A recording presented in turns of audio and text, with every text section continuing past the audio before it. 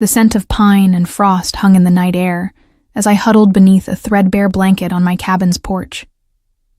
Winter was approaching, and with it came the Pack's fertility festival, a celebration I had dreaded for 5 consecutive years. My fingers traced the silver pendant hanging from my neck, the last gift from my grandmother before she passed. "Even in darkness, little one," she had whispered. "Remember that the moon sees what others cannot." I closed my eyes, letting the bitter wind whip strands of pale blonde hair across my face.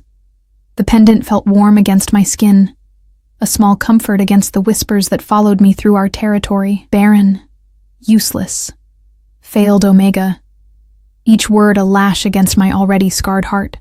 Tonight, the Pack would gather in the clearing beyond the elder oak.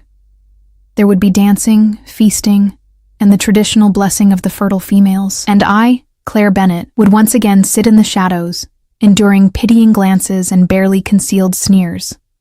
In our world, an Omega's value was measured by her ability to bear young. 5 years since my coming of age, and my womb remained empty. 5 years of monthly disappointments, of herbs and remedies and prayers to a moon goddess who seemed to have turned her face from me. The distant sound of drums began to echo through the forest, vibrating through the wooden planks beneath me. The celebration was beginning, my stomach clenched with familiar anxiety. Attending meant subjecting myself to more humiliation, but absence would only fuel the gossip further. "Just one more year," I whispered to myself, running my palm over the worn fabric of my dress. "Just endure one more festival." I had a plan. A desperate one, perhaps, but a plan nonetheless. Come spring, I would leave the Silver Lakes Pack and seek refuge with my mother's distant cousin in the coastal territories. It wasn't ideal. Omegas rarely survived outside their birth packs, but anything seemed better than the slow death of dignity I suffered here. The drums grew louder, joined now by howls of excitement. I forced myself to stand, legs trembling slightly beneath me. My head had been spinning with bouts of dizziness these past few weeks, another sign of the stress wearing down my body.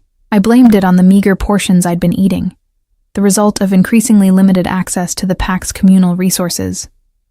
Another subtle way they communicated my diminishing worth. I changed into the ceremonial dress, a simple white garment that hung loosely from my shoulders. I'd lost weight recently, the fabric pooling where it once hugged curves. At 23, I should have been in my prime, but the mirror reflected a ghost of the woman I might have been. Only my hair, long and pale gold like moonlight on water, retained any hint of beauty. I gathered it into a simple braid, refusing to adorn it with the traditional flowers that symbolized fertility. The path to the clearing was illuminated by torches, their flames dancing in the evening breeze. I kept to the edges, head slightly bowed, a posture I'd perfected over years of trying to make myself invisible. Ahead, the gathering had already swelled with bodies. Females dressed in vibrant colors, males standing tall with chests bared despite the cold, children darting between legs, their laughter a painful reminder of everything I lacked. "Look who's decided to grace us with her presence," came a silky voice from behind me. Serena, the Pack Beta's daughter, stood with her usual entourage of friends. Her hand rested pointedly on her swollen belly, 6 months heavy with child. "Still wearing white, Claire? How optimistic." I swallowed the retort that burned in my throat. Engaging would only make things worse. "Good evening, Serena. You're looking well." "Of course I am. Some of us actually fulfill our purpose." Her eyes, cold as the approaching winter, flicked over my frame. "Though I suppose we should admire your persistence. 5 years of disappointment would have sent a weaker woman running, or a wiser one," I thought bitterly. My fingers found my grandmother's pendant again, drawing strength from its familiar contours. "Enjoy the celebration," I murmured, attempting to step around her. Serena's hand shot out, catching my wrist. "Word is that Alpha Everett arrives tonight. The neighboring packs are sending representatives, and the great Northern Alpha himself is honoring us with his presence." Her lips curved into a cruel smile.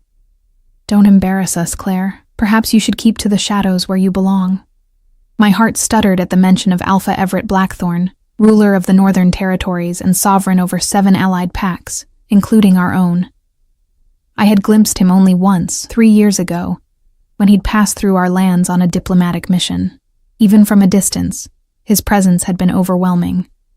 Tall and powerfully built, with eyes the color of a winter storm, and an aura of authority that made even our own alpha defer.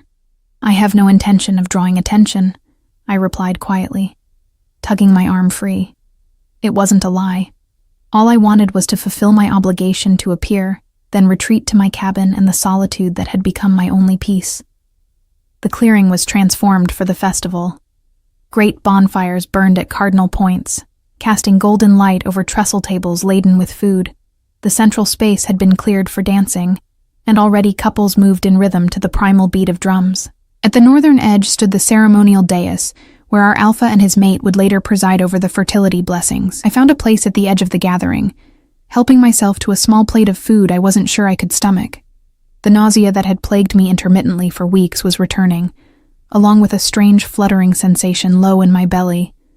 Probably anxiety, I reasoned, forcing myself to take small bites of roasted meat. The atmosphere shifted suddenly, a ripple of awareness spreading through the crowd. Voices hushed, postures straightened. Even without turning, I knew what had caused the change. The distinctive energy of multiple alpha wolves had entered our territory. The visiting dignitaries had arrived. I kept my gaze down, focusing intently on my plate as voices rose in formal greeting. Our alpha, Jacob Stonecreek, was welcoming the visitors with traditional pack hospitality. I chanced a quick glance toward the dais. 5 men stood there, powerful and imposing in their ceremonial attire. But one stood apart, taller, broader, his very presence seeming to bend the air around him.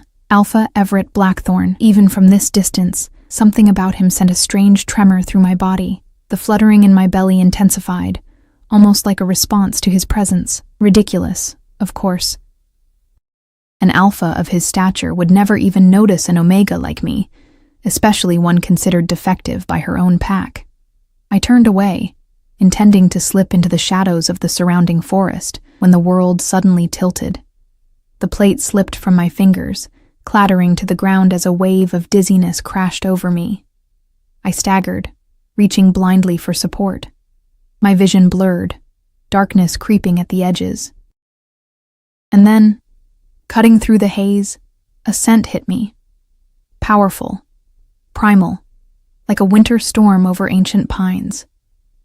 A scent I'd encountered only once before, 3 years ago, on a night I'd tried desperately to forget, a night of shadows and secrets, and a stranger whose face I never saw clearly. My head snapped up, eyes searching wildly until they locked with stormy gray ones across the clearing.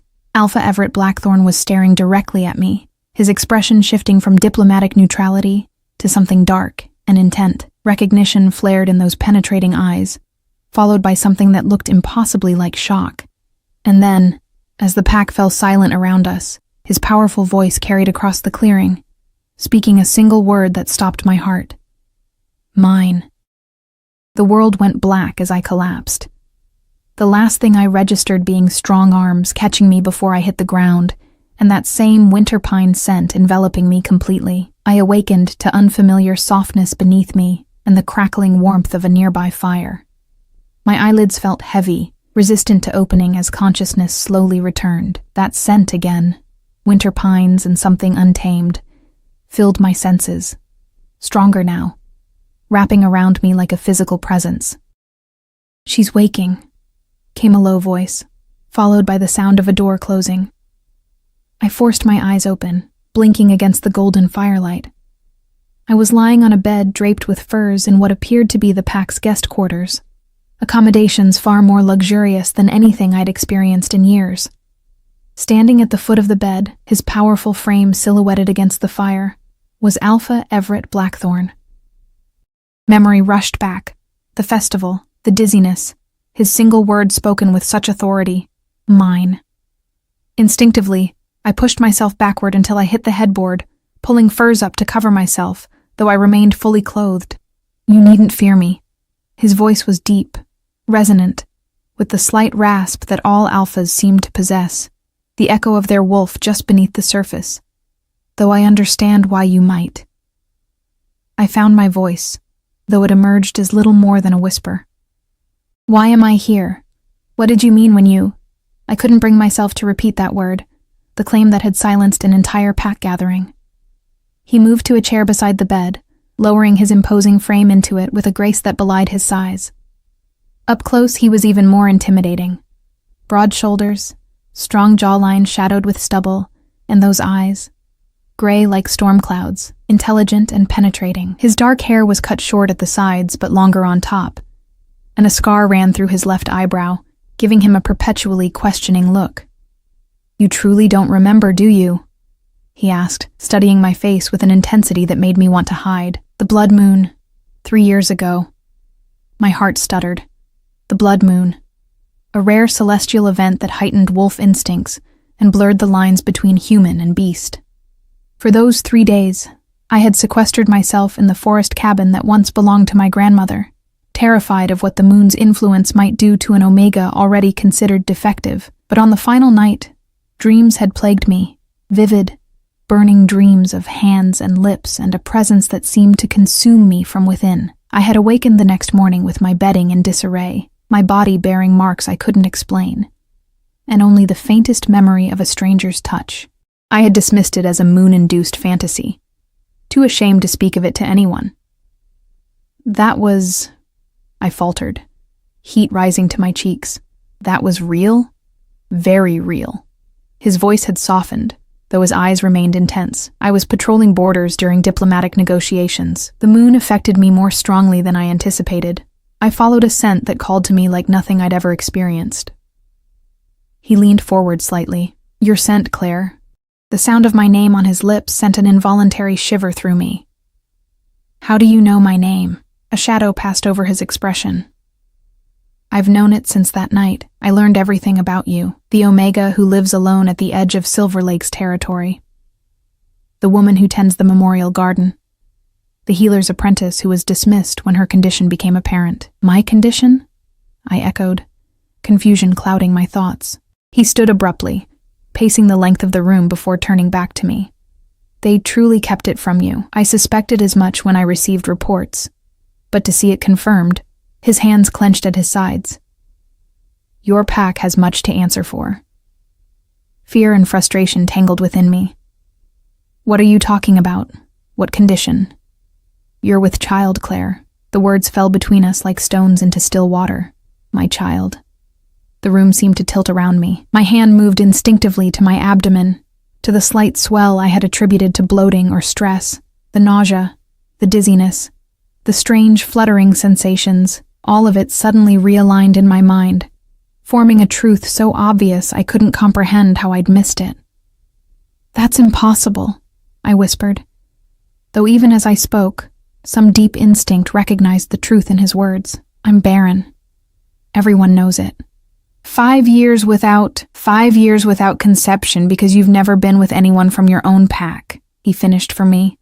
"Did it never occur to anyone that the issue might not lie with you?" My mind raced, trying to process implications too enormous to grasp. But I would have known. Females always know when they conceive. "Not necessarily." He moved closer, though he kept a respectful distance. "Strong alpha bloodlines can mask pregnancy signs, particularly when the mother is from a different pack lineage. It's an evolutionary protection, meant to shield vulnerable mates during territorial conflicts." I shook my head, disbelief warring with the growing certainty in my core. "Even if what you say is true, why would my pack hide it from me? Why let me continue believing I was—" My voice broke on the word that had defined me for so long. "Barren." Something dangerous flashed in Everett's eyes. Power, control. The politics of pack hierarchy rarely favor the vulnerable. He knelt beside the bed, bringing his face level with mine. "The healer would have known immediately. Your alpha would have been informed. A pregnancy sired by the northern alpha, by me, would create considerable political complications." Tears burned behind my eyes as years of humiliation took on new, more sinister meaning. "They knew," I whispered. "All this time, they knew, and they let me believe." The weight of the betrayal pressed against my chest until I could barely breathe. They called me worthless, defective. They reduced my rations, isolated me from pack activities, all while I was carrying my heir, Everett's voice had dropped to a growl, the sound rumbling from deep in his chest. The continuation of the Blackthorn bloodline, the future ruler of the Northern Territories. The enormity of it crashed over me. Not just a child, an alpha heir. The most protected and valued birth in wolf society. But why reveal it now? I asked, wiping away tears that had escaped despite my efforts to contain them. You could have come for me at any time in the past 3 years. Regret shadowed his features. I didn't know. He ran a hand through his hair, a surprisingly human gesture from one so powerful, that night. The blood moon affected me deeply. I returned to my territories the next day, troubled by what had happened, by the intensity of it. I left instructions for you to be watched over, protected from afar. He stood again, restless energy emanating from him.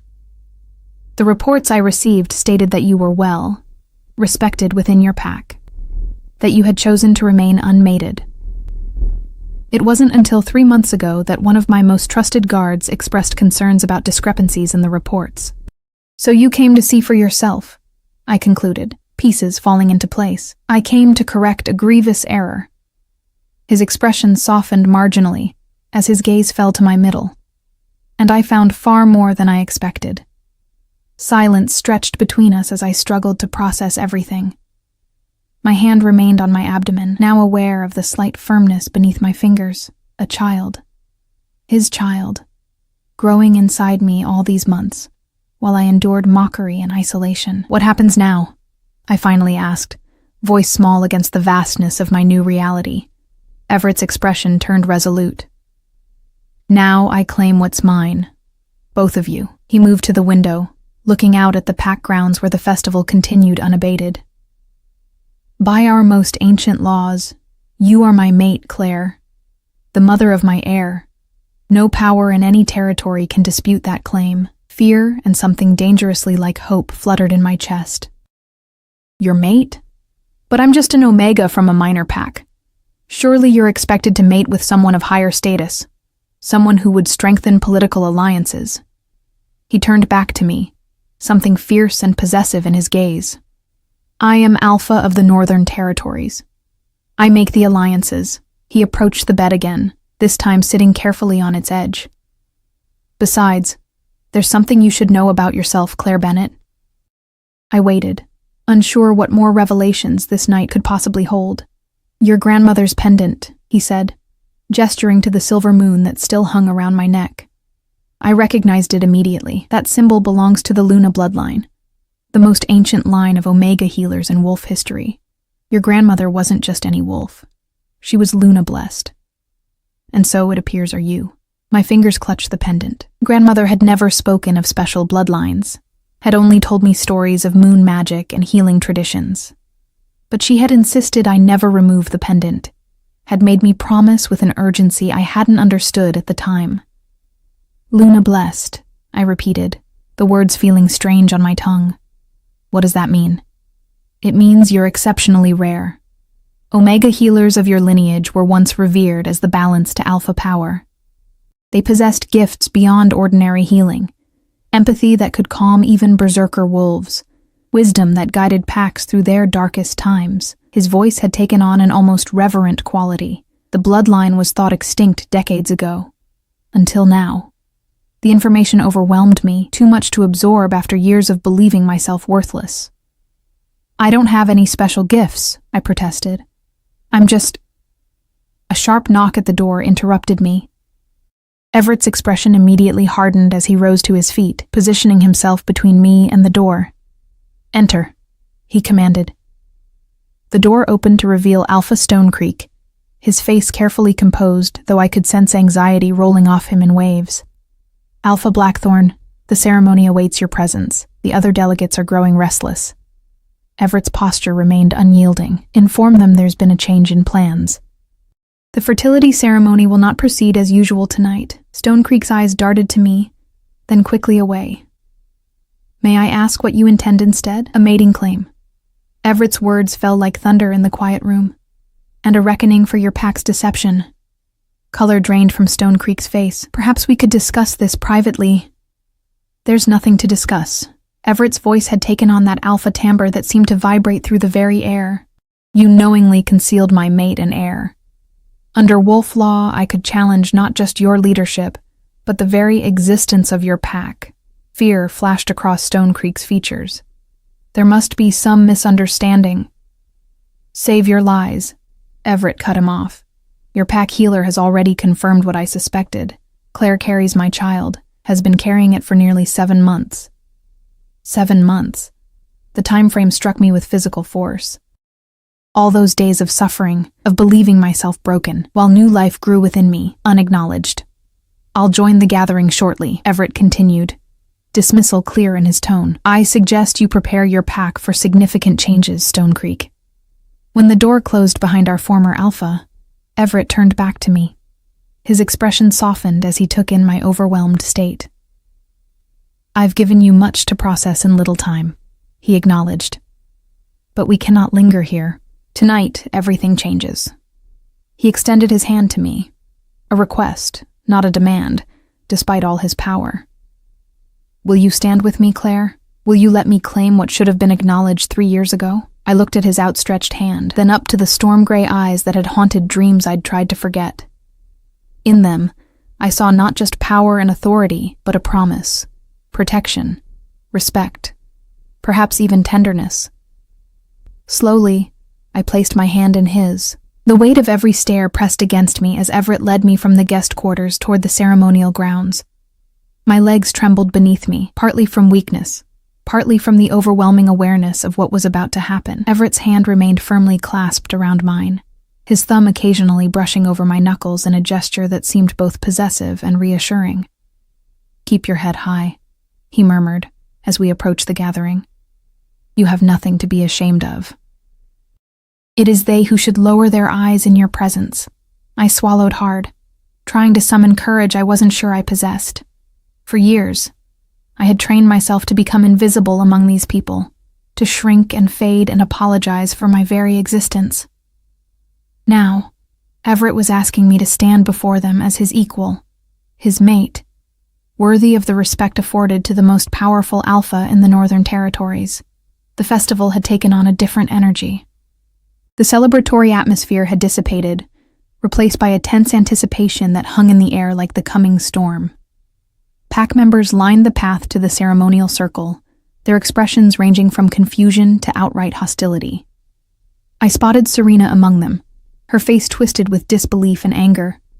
One hand protectively curved over her pregnant belly, as if my presence might somehow taint her own fertility. Breathe, Everett reminded me, his voice low enough that only I could hear.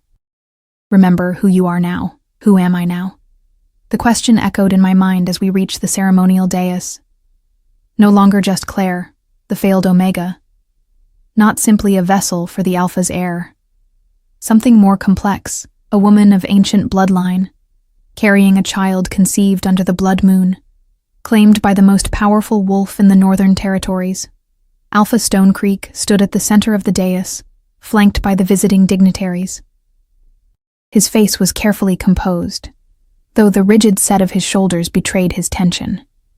Beside him stood Marissa, our pack healer, her eyes downcast, unable to meet my gaze. The betrayal stung afresh. She had been my mentor once, had taught me the healing arts passed down through generations of wolf kind. She, more than anyone, must have known the truth of my condition. Brothers? Sisters? Everett's voice carried across the clearing, silencing the murmurs that had followed our approach. What was intended as a fertility celebration will now serve a different purpose. He released my hand only to place his arm around my waist, drawing me closer to his side. The warmth of him seeped through my thin dress, steadying me as I fought the urge to flee from so many hostile eyes. 3 years ago, under the influence of the blood moon, fate brought me to this one. His fingers tightened slightly at my waist. I did not understand then what the moon goddess intended. I do now. A ripple of shock moved through the gathering. Wolfkind rarely spoke so openly of moon magic and fate bonds. Such things belonged to ancient times, to stories told around winter fires, not to the practical politics of modern pack alliances. This Omega, whom you have shunned and mistreated, carries my child. Everett's declaration rang out like a challenge. My heir, the future ruler of the Northern Territories. Gasps and exclamations erupted from the crowd. I forced myself to keep my gaze steady, though heat bloomed in my cheeks. In my peripheral vision, I could see Stone Creek's face hardening, the visiting alphas exchanging glances laden with political implications. More than this, Everett continued.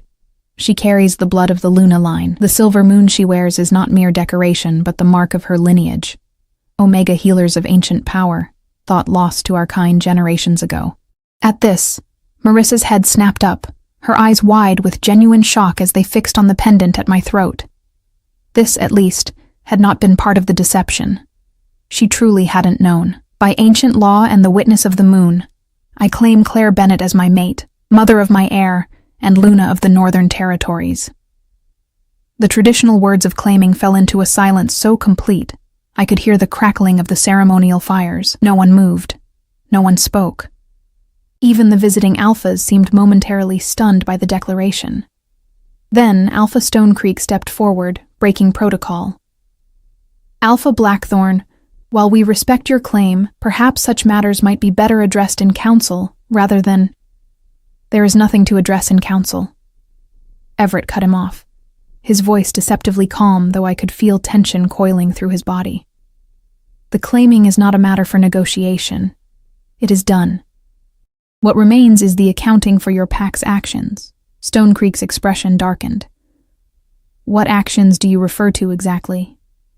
The willful concealment of my mate's condition, the systematic isolation and mistreatment of a pregnant Omega, the deliberate withholding of proper nutrition and care from an unborn alpha heir. Each accusation fell like a stone, heavy with the weight of pack law. Violations that, by the ancient codes, could result in the dissolution of your pack and territory. Fear rippled visibly through the gathering. Pack dissolution was the most severe punishment in our world, the stripping of territory rights, the breaking of bonds, the scattering of members to seek refuge with other packs, or live as lone wolves, vulnerable and unprotected. We had no way of knowing, Stone Creek began. But Marissa suddenly stepped forward, interrupting him. I knew. Her voice shook slightly, but grew stronger as she continued. I knew from the first examination, 3 months after the blood moon. The heartbeat was strong, the alpha markers unmistakable. She turned to me, anguish written across her features.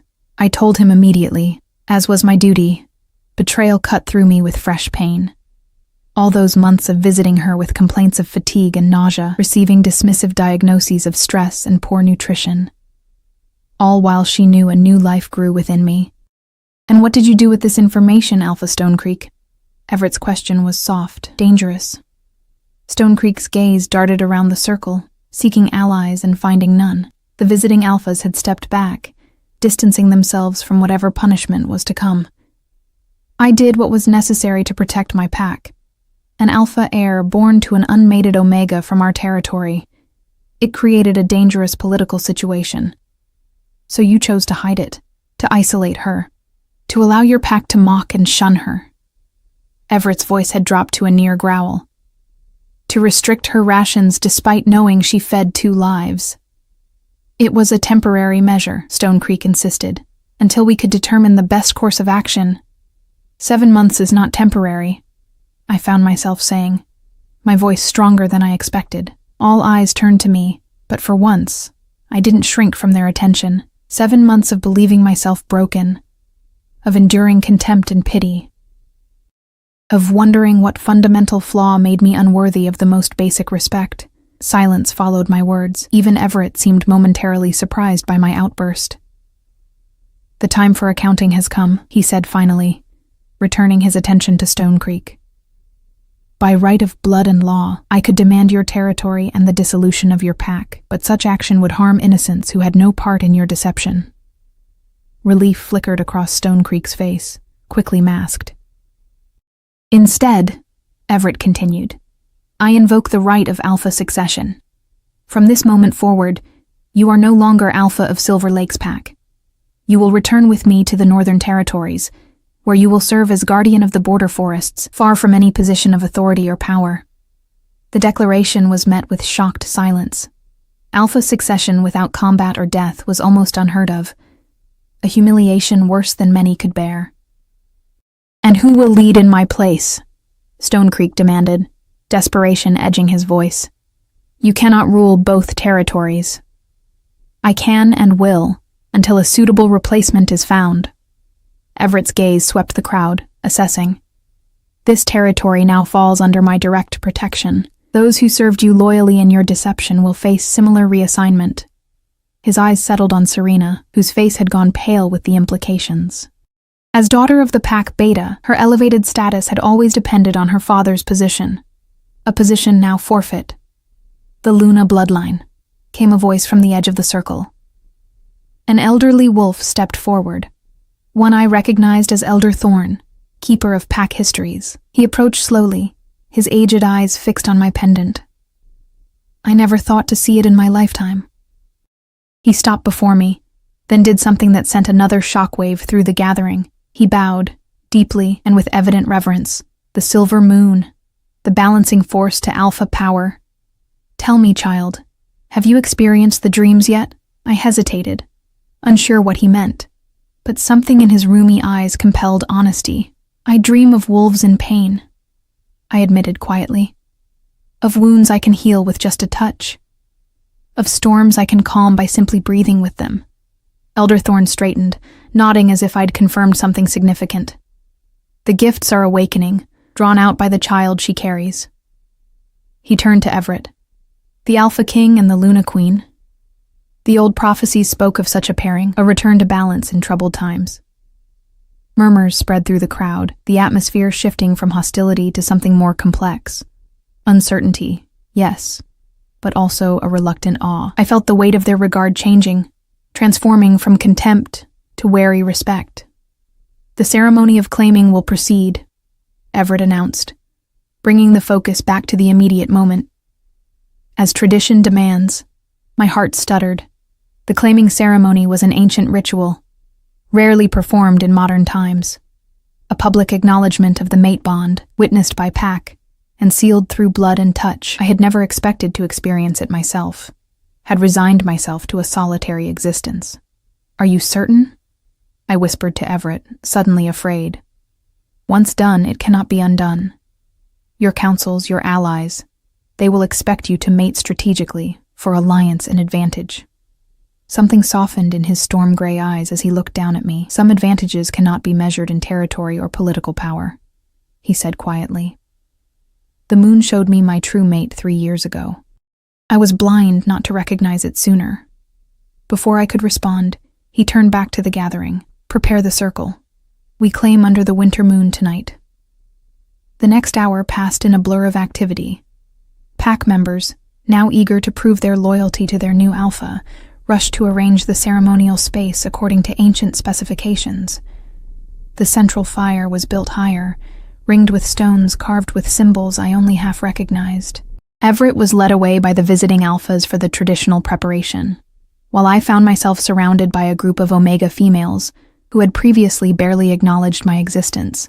They bathed me in water infused with pine and moonflower, combed out my pale hair until it fell in waves down my back, and dressed me in a ceremonial gown of silvery white that somehow accommodated the gentle swell of my abdomen.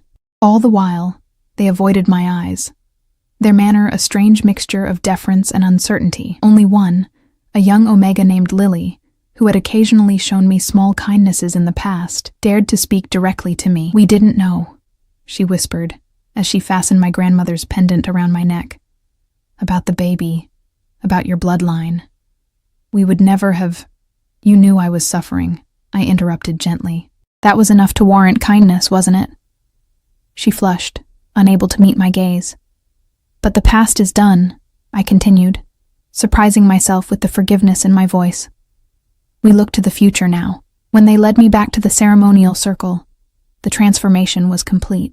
The pack had gathered in concentric rings around the central fire, where Everett already waited. He too had been prepared for the ceremony, dressed now in ceremonial leathers that emphasized his powerful build. His dark hair gleamed in the firelight, and when he turned to watch my approach, the intensity in his gaze made my breath catch. For the first time, I allowed myself to truly look at him, not as an intimidating alpha or a political force, but as the man who would be my mate. the father of the child I carried. He was undeniably handsome, with features that seemed carved from stone yet softened by the emotion now evident in his eyes.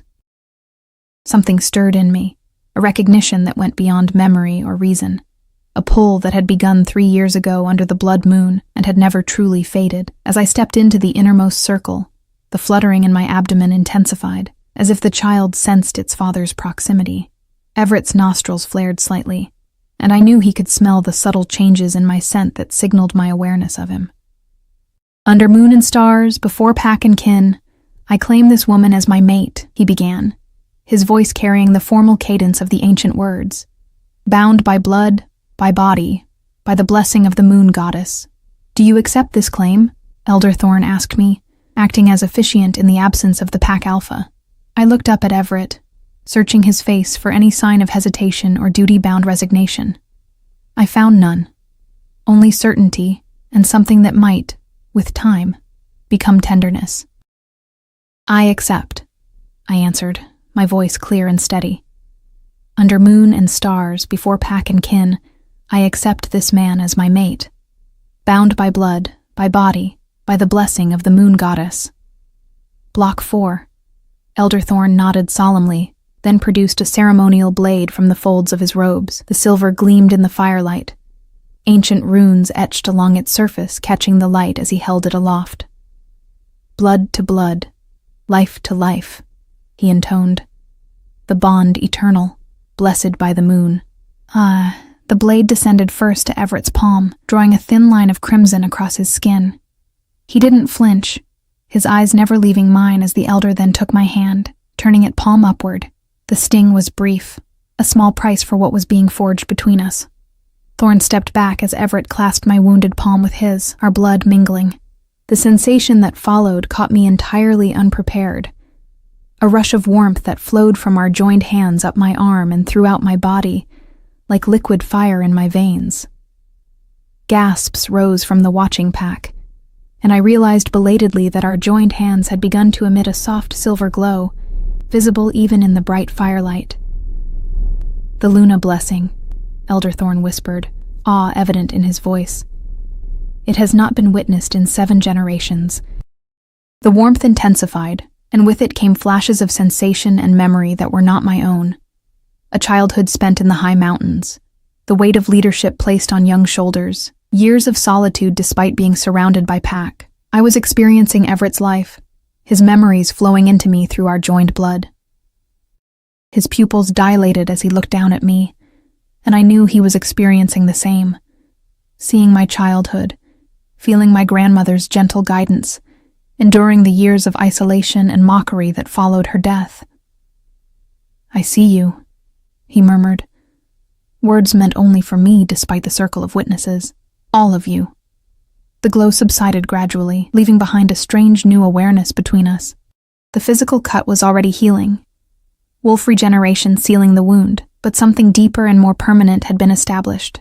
I could feel him now, a presence at the edge of my consciousness. His strength, his certainty, and beneath it all, a profound sense of relief, as if he too had been incomplete until this moment. Elder Thorn raised his hands toward the night sky, where the winter moon hung full and bright above us. "What the moon has joined, let no wolf tear asunder." The Alpha and the Luna stand as one, balanced in power, united in purpose. A chorus of howls rose from the gathered pack, acknowledging the completion of the claiming. It was done. I was now Luna of the Northern Territories, mate to the most powerful Alpha in the region, carrying the heir that would one day rule these lands. The reality of it seemed impossible, too vast a change to comprehend in the space of a single night. Just hours ago, I had been the shunned Omega, preparing to endure one last humiliation before fleeing these lands forever. Now I stood claimed and honored, the silver pendant at my throat no longer a memento of my grandmother, but a symbol of my own power and lineage. The formal ceremony complete, pack members approached to offer their respects, some genuinely moved by the unexpected magic they had witnessed, others clearly calculating their own positions in this new order. I received them all with a grace I hadn't known I possessed, drawing strength from Everett's steady presence beside me and the occasional brush of his thoughts against mine through our new bond. Serena approached last, visibly reluctant but unable to avoid the ritual without causing further insult. Her eyes remained downcast as she offered the traditional words of respect to a new Luna. I could feel the bitterness radiating from her, the resentment that the Omega she had tormented now stood so far above her in rank that she would be required to kneel in my presence at formal gatherings. "Rise, Serena," I said when she had finished, my voice gentle despite everything. "Your child will need a mother who looks forward, not back." Her eyes flashed to mine, surprise momentarily overriding her hostility. She had expected vengeance, perhaps, or at minimum cold disdain. The confusion in her expression as she backed away gave me a strange satisfaction, not the petty triumph of seeing an enemy humbled, but the deeper knowledge that I had chosen compassion when cruelty might have been justified. "You continue to surprise me," Everett murmured as the gathering began to disperse, his hand coming to rest at the small of my back. Most would have seized the opportunity to repay old slights. "Vengeance solves nothing," I replied, surprising myself with the certainty in my voice. "Besides, her child is innocent of its mother's actions." Something softened in his expression. "The Luna wisdom already speaks through you." A sudden wave of exhaustion washed over me, the events of the day finally taking their toll. My knees buckled slightly, and Everett's arm immediately tightened around my waist, supporting me effortlessly. "You need rest," he said, concern evident in his voice. "Both of you do." Without warning, he swept me into his arms, cradling me against his chest as if I weighed nothing. The sudden proximity sent my heart racing, his scent enveloping me completely. "I can walk," I protested weakly, though in truth I wasn't certain I could. "Indulge me," he replied, already striding toward the guest quarters. "My wolf needs to provide for his mate and pup. It's instinct, not judgment of your strength." The admission was disarmingly honest, a glimpse of vulnerability beneath the alpha's commanding exterior. I relaxed against him, allowing myself to be carried through the now quiet pack grounds. The moon hung full above us, casting silver light across the snow-dusted earth, and I found myself offering a silent prayer of gratitude to the goddess who had so dramatically altered my fate. Inside the guest quarters, a fire had been rebuilt, the room warmed and prepared for our return. Everett set me gently on the edge of the bed, then knelt before me, his large hands cupping my face with surprising tenderness. "Are you well?" he asked, eyes searching mine. "Truly?" "I'm overwhelmed," I admitted, finding it easier now to be honest with him. The mate bond creating a new openness between us. Everything has changed so quickly. Yesterday I believed myself worthless, and now you know the truth of your value. His thumb traced my cheekbone lightly. "Though I would argue that you were never worthless, Claire, even without the Luna bloodline or my child.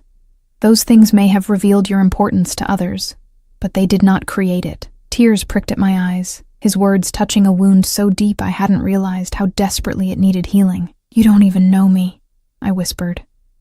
"I know more than you think." He tapped his temple lightly. "The bond shows me your heart, your courage. I felt your strength even as you endured their cruelty. Not many could have survived what you did with their compassion intact." He rose, moving to pour water from a pitcher on the nearby table. "Besides," he continued, his back to me as he added herbs to the water, "I've had 3 years to learn about you from afar. My wolves reported your kindness to the pack pups, your tending of the memorial gardens when others neglected them, your quiet resilience in the face of isolation." He returned with the cup, offering it to me. "Mint and chamomile," he explained. "Safe for the pup, and it will help you sleep." I accepted the drink, our fingers brushing in the exchange. "And what happens when we return to your territories? Will your council accept an unknown Omega as Luna? Will your people respect me?" "They will respect my choice," he replied with quiet confidence. "And they will come to respect you for your own merits, as I do. The Northern Pack has long missed the balancing influence of a true Luna. The old ways are not forgotten there as they are in some territories." I sipped the herbal tea, letting its warmth soothe me. "And the child?" His expression softened immediately, his gaze dropping to my abdomen. "May I?" he asked, hand hovering uncertain for perhaps the first time since I'd met him. I nodded, setting aside the cup. His palm came to rest gently on the slight swell of my belly. The contact sent a ripple of warmth through me, and beneath his hand, I felt a definitive kick, stronger than the fluttering sensations I had dismissed for so long. Everett's breath caught, his expression transformed by wonder. "Active," he murmured. "Strong." "Like their father," I said softly. His eyes lifted to mine, something vulnerable and raw in their depths. "I never expected this," he admitted. "Leadership, territory, alliances, these were my focus, not—" He struggled for words, his usual command of language failing him. "Not family," I supplied, understanding instinctively. "Not connection." He nodded, his hand still resting protectively over our child. The responsibility of it terrifies me far more than any challenge to my territory ever could. The admission, so honest, so human from one so powerful, touched something deep within me. I covered his hand with mine, feeling the strength in it, the barely contained power now tempered with gentleness. "We'll learn together," I promised. Neither of us had ideal examples to follow. A knock at the door interrupted the moment. Everett straightened, the vulnerability in his expression replaced by alpha authority as he called for the visitor to enter. One of his guards appeared, bowing respectfully. "Alpha, the preparations for departure are complete." "We can leave at first light, as you commanded." "Good. Post guards around these quarters for the night. No one enters without my explicit permission." The guard nodded, stealing a curious glance at me before withdrawing. The door closed behind him, leaving us alone once more in the firelit room. "You should rest," Everett said, moving away to allow me space. "The journey to the Northern Territories will take several days, even at our fastest pace." I nodded, exhaustion pulling at me despite the turmoil of emotions. "And you?" A slight smile tugged at his lips. "I'll be here. Wolves are territorial creatures, Claire. Having found my mate and pup, I'm not inclined to let either out of my sight anytime soon." He settled into a chair near the fire, his posture relaxed yet alert, the guardian at rest but ever watchful. I lay back on the bed, curling onto my side to watch the play of firelight across his features. In the silence that followed, I felt the bond between us strengthening, tendrils of awareness extending across the space that separated us. "Tell me about the Northern Territories," I requested softly, wanting to hear his voice as I drifted toward sleep. "Tell me about my new home." He began to speak, his deep voice weaving images of snow-covered forests and mountains that touched the sky, of waterfalls that flowed beneath winter ice, of the great hall with its ancient hearth, where Pack gathered on the longest nights. As he spoke, I could see these places through his eyes, could feel his love for the land and people under his protection. "There is a small valley, sheltered from the harshest winds," he was saying, his voice growing distant as sleep began to claim me. "Wild moonflowers grow there in spring, covering the meadow in silver. My mother once told me it was sacred to the Luna bloodline. I think perhaps it has been waiting for you." The image followed me into dreams. A valley of silver flowers under moonlight, a place of belonging, after so many years of isolation. And through the bond, I felt Everett's silent promise. Never alone again. Never unwanted. Never unloved. Morning broke clear and cold, sunlight streaming through frost-covered windows. I awakened slowly, momentarily disoriented by the unfamiliar surroundings until memory returned. The ceremony, the claiming, the bond that now hummed quietly at the edge of my awareness. Everett stood by the window, his powerful frame silhouetted against the morning light. He had changed into traveling clothes, practical garments suited to the journey ahead. He turned as I stirred, and the look in his eyes sent warmth curling through me. "The northern escort awaits," he said, approaching the bed. "Are you ready to leave this place behind?" I sat up, one hand automatically moving to my abdomen where our child had begun its morning acrobatics. "More than ready," I replied honestly. He helped me rise, his movements gentle yet sure. Someone had left clean traveling clothes for me, warm leggings and tunics suited to the winter journey, a fur-lined cloak in the deep blue of the Northern Territories. As I dressed, I caught Everett watching me, his gaze a mixture of possessiveness and something softer, still forming between us. Second thoughts? I asked, unable to entirely banish the insecurity of years. He shook his head, crossing to where I stood. His hands came to rest on my shoulders, warm and steady. Only wonder, he replied, at how close I came to never finding you, to never knowing what the moon had given me. Before I could respond, he leaned down, pressing his lips to mine for the first time since the night we had both half forgotten. The kiss was gentle at first, almost questioning, then deepened as I responded, my hands rising to grip the front of his tunic. Through our bond, I felt his pleasure and surprise at the intensity between us, his wolf's satisfaction at claiming what was his. When we parted, both slightly breathless, I saw certainty in his eyes that mirrored my own growing conviction. This bond, unexpected and improbable as it might be, was right, meant to be, as the elders would say.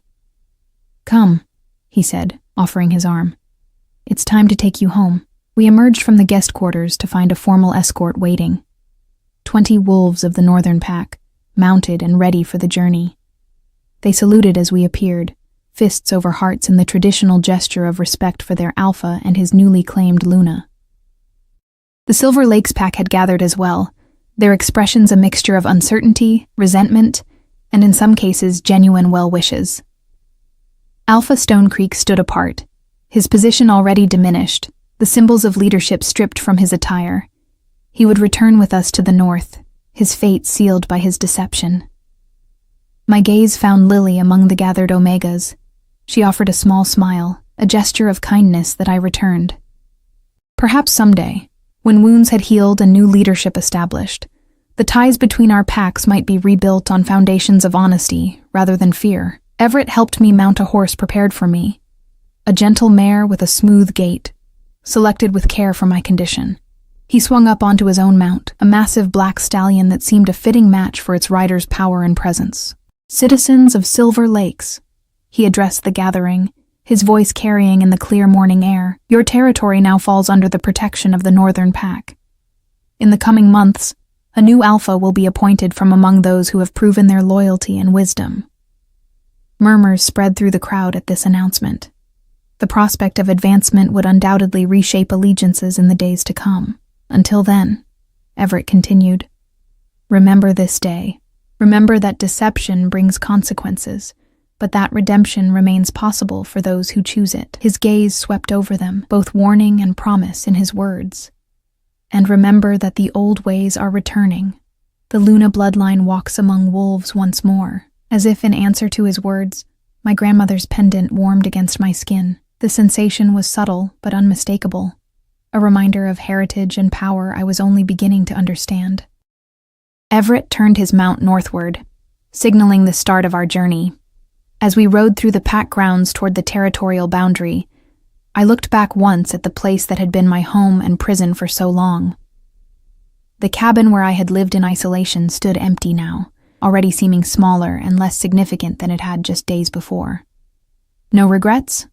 Everett asked, reading my expression.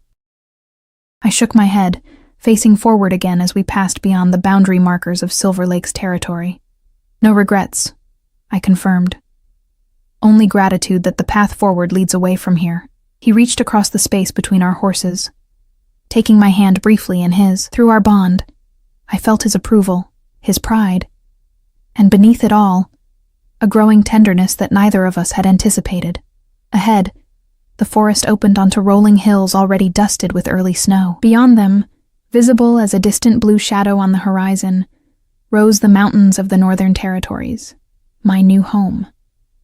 Our child stirred within me, as if sensing the significance of this journey. The winter sun glinted off my grandmother's pendant as we rode north, the silver moon catching the light like a promise. I was no longer the rejected Omega, mocked and isolated for a barrenness that had never existed. I was Luna, mate to the Alpha King, carrier of his heir, descendant of an ancient and honored bloodline. I was, at last, exactly where I belonged. As if reading my thoughts, Everett looked over at me, something like wonder still evident in his storm-gray eyes. "Welcome to your new life, Luna," he said softly. I smiled back at him, feeling strength and certainty flowing through me with each beat of my heart. Our new life, I corrected gently, for the three of us. His answering smile held all the warmth of the coming spring, all the promise of days yet to unfold. And as we rode toward the mountains, toward home, I felt the final pieces of my broken spirit mending, reforging into something stronger and more beautiful than before. The rejected Omega was gone. In her place rode the Luna Queen, heading toward a future bright with possibility, love, and the ancient power of the moon.